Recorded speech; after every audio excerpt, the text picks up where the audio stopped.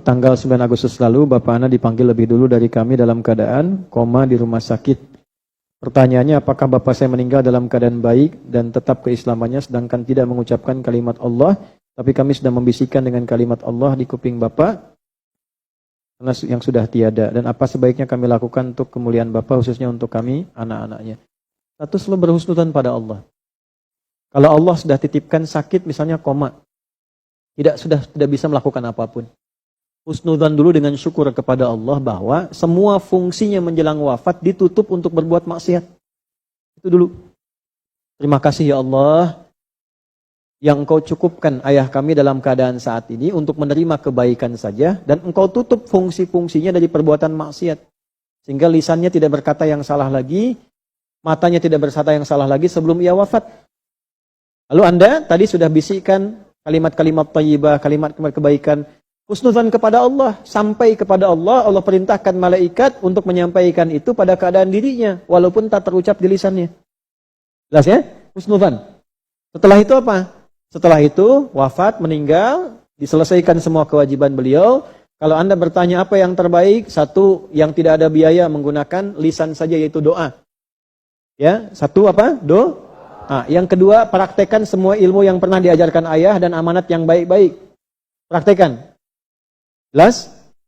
Nah, yang ketiga, ya, jika ayah berwasiat amal-amal baik, lakukan. Jika tidak ada, Anda teruskan amalan baik yang pernah dikerjakan ayah, atau amal kebaikan yang ayah belum kerjakan, tapi Anda niatkan untuk ayah Anda. Tiga-tiganya terkumpul dalam satu hadis, 9 lafaz di hadis Muslim. Idza mata al-insanu. Idza mata al-insanu. Riwayat kedua, idza mata al-abdu. Kemudian diterjemahkan dalam tafsir hadisnya idza mata ibnu Adam. Ini yang populer tafsir hadisnya. Redaksinya idza matal insan, idza matal abdu.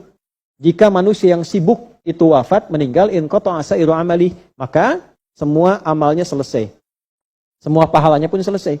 Illa min thalathatin, kecuali 3 hal saja yang pahalanya masih mengalir. Satu apa? Waladin solihin yada'u, anak soleh yang mendoakannya. Maka jadilah anak-anak yang soleh, jangan putus doa.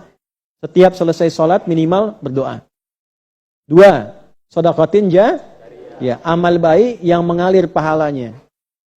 Ya, jadi apa itu? Kalau ayah punya amal baik yang sudah ia kerjakan dalam hidup, misalnya pernah ikut renovasi masjid, ya, selama orang sholat di situ beliau dapat pahalanya. Nah, ini yang saya maksudkan. Kalau tidak ada yang ditemukan amal begitu, Anda niatkan. Misalnya beli mushaf, simpan di tempat penghafal Quran, niatkan untuk ayah. Ya, tidak harus Anda kasih foto ayah misalnya di mushafnya. Ya, tidak harus demikian, cukup Anda niatkan, ya, kemudian dengan izin Allah, ya, harapkan cahayanya, kebaikannya sampai kepada beliau. Jelas sampai sini? Ya, ada yang umrah, misalnya ada yang haji menjadi badal, itu boleh dilakukan. Ada yang ingin puasa diniatkan untuk ayahnya yang wafat, boleh dilakukan. Ya, ada yang untuk kurban diniatkan bagi Allah, karena Allah bagi ayahnya yang wafat, boleh dilakukan. Jelas? Nah, yang terakhir, ilmin yuntafa'u ilmu yang bermanfaat. Banyak orang menafsirkan kalau ini pernah jadi guru, kan, pernah mengajar. Tidak juga. Jangan batasi di situ. Seayah-ayahnya ayah. Tuh. Saya akan selalu kangen dengan suara ibu itu. Nah, itu. Seayah-ayahnya ayah sudah pasti punya ilmu ayah yang mengajarkan anak ayah itu menjadi baik dalam hidup. Oh, tangkap tuh. Seayah-ayahnya ayah sudah pasti memiliki ilmu ayah untuk mengajarkan anak ayah itu menjadi baik dalam hidup. Ayah pernah minta Anda sholat. Sholat, nah, pernah?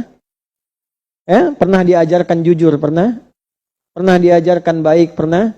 Pernah diajarkan jangan berkata kasar, pernah? Ketika Anda praktekkan itu, diniatkan kepada Allah untuk ayah Anda, seketika pahala mengalir untuk ayah. Gitu.